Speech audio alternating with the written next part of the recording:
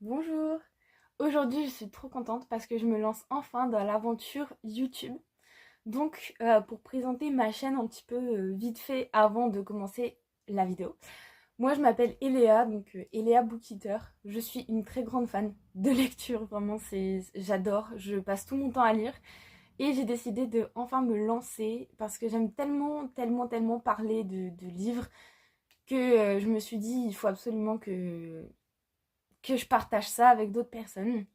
Aujourd'hui, donc, je vais vous donner mon avis sur mes 5 dernières lectures et on va commencer sans plus tarder. Donc, Phobos 4, le dernier tome donc de la saga Phobos. Il y a juste Phobos 0, enfin Phobos Origine que j'ai pas encore lu, mais une fois que j'aurai lu, vous pouvez être sûr que vous aurez un avis dessus. Donc, le quatrième et dernier tome de Phobos. Je l'ai adoré, je l'ai dévoré. Ça fait partie d'un de mes livres préférés enfin, une de mes lectures préférées de l'année, pour le moment. Parce que vraiment, c'était incroyable, du début jusqu'à la fin. Après, je vais peut-être plus parler de la saga plutôt que de ce tome en particulier, parce que si vous n'avez pas lu les autres livres, ce serait complètement bête et stupide de ma part de vous faire un avis que sur un tome, qui plus est le dernier. Donc voilà, la saga Phobos, donc par Victor Dixon, publié ici aux éditions Robert Laffont. Franchement, c'est une de mes sagas préférées, si ce n'est ma saga préférée. Même si ma saga préférée, ma véritable saga préférée, c'est Crescent City, et bien Phobos, c'est ma deuxième saga préférée. Parce que vraiment, c'est juste génial du début jusqu'à la fin. On a une histoire qui est hyper intéressante, hyper intrigante. Moi, je la trouve absolument pas révolutionnaire, mais très originale. Elle change beaucoup et elle se dénote de toutes les autres sagas qu'on peut avoir. Et donc pour ceux qui connaissent pas trop l'histoire, en fait, Phobos, on va suivre une télé-réalité dans l'espace. Donc des jeunes gens qui vont se rendre sur Mars.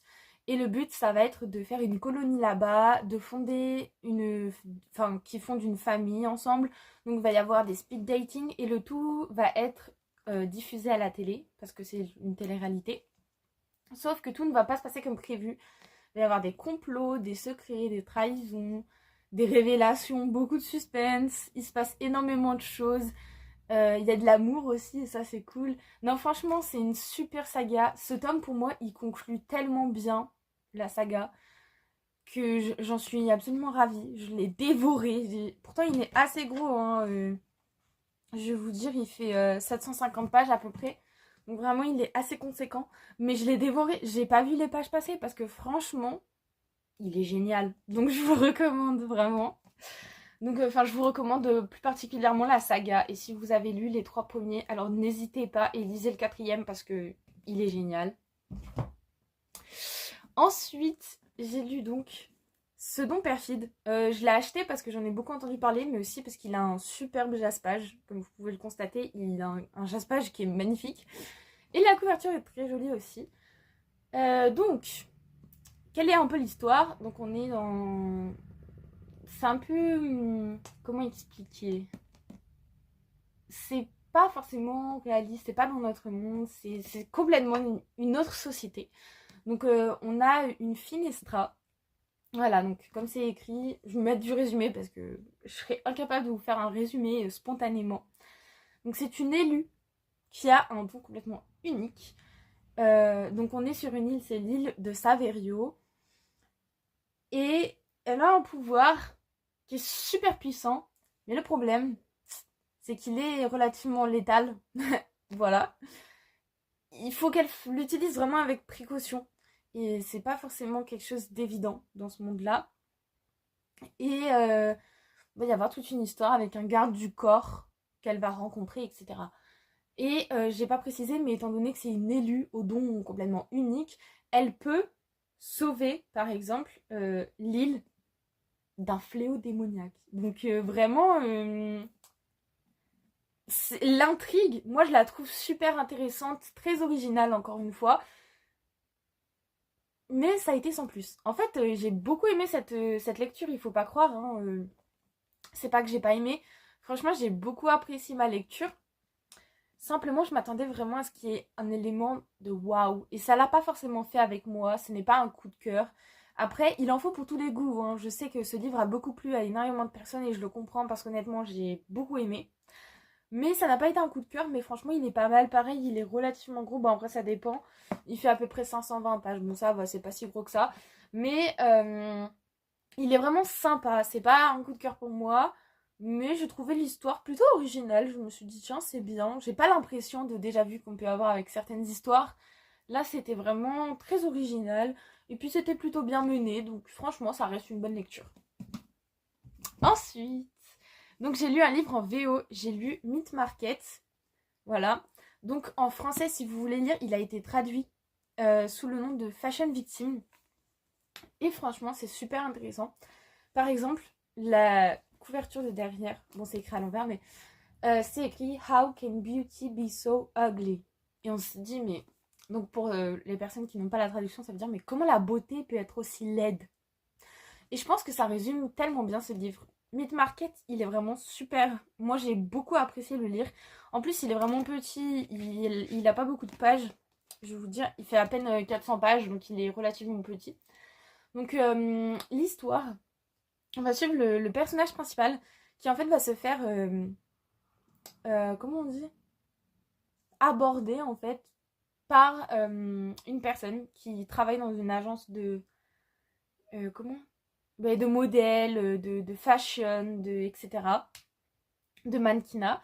Et elle va tout simplement se faire remarquer par ce monsieur qui va lui dire, mais en fait tu as un potentiel incroyable, il faut que tu viennes, il faut que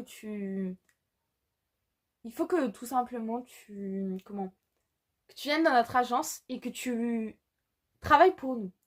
Sauf qu'elle est relativement jeune. Voilà, elle a, je sais plus tellement l'âge, mais je crois qu'elle a, je voudrais pas dire de bêtises, je voudrais vraiment pas dire de bêtises, mais je crois qu'elle a autour de 14 ans, quelque chose comme ça. Je dirai au montage, si jamais je me suis trompée, je rectifierai ça au montage. Alors, je fais une petite pause dans la vidéo juste pour vous expliquer que je n'ai pas retrouvé son âge, mais ce qui est sûr, c'est qu'elle n'a pas 14 ans. Normalement, elle est plus grande que ça. Donc, je suis désolée pour la confusion. Mais en tout cas, elle est relativement jeune. En tout cas, elle est très très jeune. Et elle va se lancer dans l'aventure, sauf que va y avoir tout son combat à elle et à d'autres personnes pour dénoncer certaines choses qui ne se font pas du tout, qui sont atroces et qui malheureusement sont relativement récurrentes dans ce milieu-là. En tout cas, c'est ce que j'ai compris de par cette lecture, c'est que ce sont des événements qui dans ce domaine-là, dans ce milieu, sont assez courants, mais pas suffisamment dénoncés. Et ce livre-là, en fait, il a vraiment... Moi, j'ai ressenti un but vraiment de dénoncer et surtout de sensibiliser. C'est pour ça que j'ai beaucoup aimé ce livre, parce que l'histoire, elle est très bien, mais aussi parce que il y a une grande dimension autour du fait de le sensibiliser que j'ai énormément apprécié. Ensuite, j'ai lu 49 jours, je compterai pour toi de C.S. Quill. Donc C.S. Quill, moi je la connaissais pas tellement, mais je me disais son nom me dit quelque chose. En fait, c'est parce que c'est celle qui a écrit Les Campus Driver. J'ai les 3 premiers ici par exemple. Donc voilà, elle est connue notamment pour Campus Driver. Et c'est un livre que j'ai eu gratuitement pour l'achat de 2 poches. Vous savez, c'est les opérations 2 poches achetées, un offert. Bah, c'était le livre offert, enfin il en faisait partie. Et il m'a tout de suite intriguée. Franchement, j'ai beaucoup aimé. Donc en fait, on suit Bryn. Bryn, c'est une personne qui est extrêmement mystérieuse. Elle semble compter les jours, irrémédiablement. Et elle va rencontrer Sawyer Hall.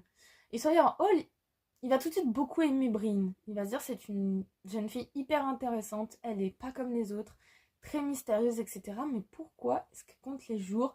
Puis elle semble vraiment cacher quelque chose, il y a quelque chose qu'elle ne dit pas pour sûr. Elle explique pas, on sait qu'il y a quelque chose avec un certain Will qui s'est passé un truc, mais on ne sait pas quoi. Et ce que j'ai adoré, c'est que c'est pas le genre de livre où dès le début on nous dit c'est passé ça, mais tel personnage ne le sait pas ou quoi. Non, non, c'est vraiment comme le personnage, on apprend tout vraiment quand lui, le personnage en question, l'apprend. Donc en fait, durant toute la lecture, c'est du suspense. Encore et encore. J'étais là, je me disais, mais purée, je veux savoir. Et je n'avais aucune idée de ce qui se passait. Et vraiment, c'est ce qui fait que ça m'a tenue en haleine jusqu'à la fin. Et je l'ai vraiment dévoré, ce livre. Je l'ai dévoré. Genre vraiment, je l'ai lu en 2-3 jours. Alors que d'habitude, je mets beaucoup plus de temps que ça parce que je suis une lectrice vraiment lente.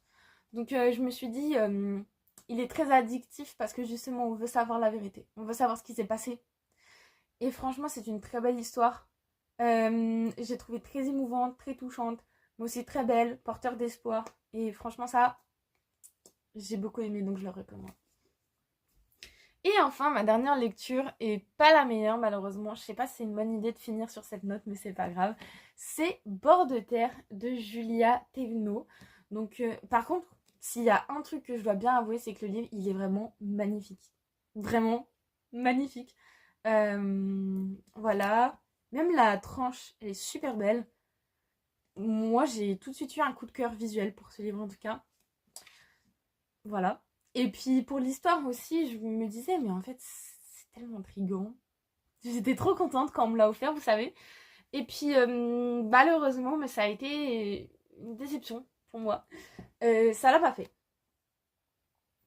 Pourquoi ça l'a pas fait? Ça l'a pas fait parce que j'ai trouvé... Alors c'était quelque chose que je savais.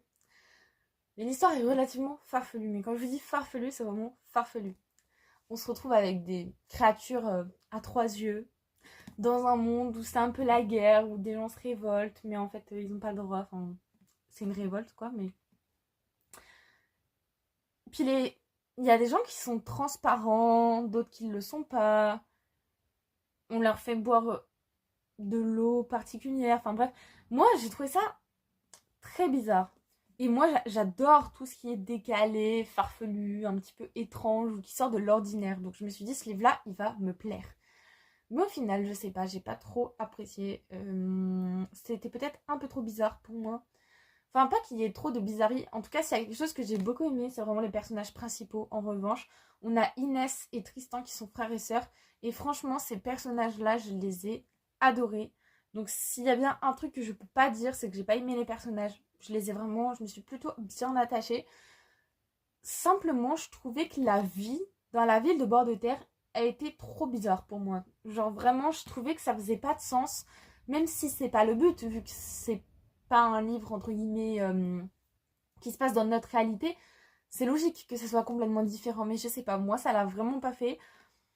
Mais c'est un livre qui est super intéressant et comme je vous ai dit, je me suis quand même attachée aux personnages principaux et je sais que ce livre il peut plaire à plein de personnes. C'est pourquoi même si moi j'ai pas forcément trop aimé, et bien je vous le recommande quand même sincèrement parce que quand je l'ai lu, j'ai vraiment compris l'intérêt que les gens pourraient avoir pour ce livre-là.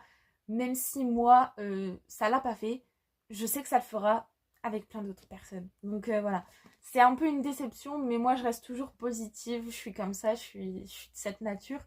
Et je me dis que ça peut plaire à beaucoup de personnes et qui peut être cool à découvrir. Je sais qu'il y a beaucoup de personnes qui ont adoré, donc franchement, si vous hésitez, ne vous fiez pas que à mon avis, mais faites-vous votre propre avis, parce que franchement, il peut vraiment plaire. Voilà, c'est déjà la fin de la vidéo, la fin de ma toute première vidéo. Voilà. Donc je tenais déjà à m'excuser si je regarde pas souvent l'objectif. J'ai pas du tout l'habitude. Franchement, j'ai pas l'habitude, c'est ma première vidéo, donc j'espère que vous serez indulgents. En tout cas, j'ai vraiment adoré la filmer, j'ai adoré vous présenter mes 5 dernières lectures, parce que la lecture, c'est vraiment mon univers, c'est tout pour moi, donc je suis tellement contente de pouvoir vous présenter tout ça. Donc je vous remercie sincèrement d'avoir regardé, et je vous dis à la prochaine.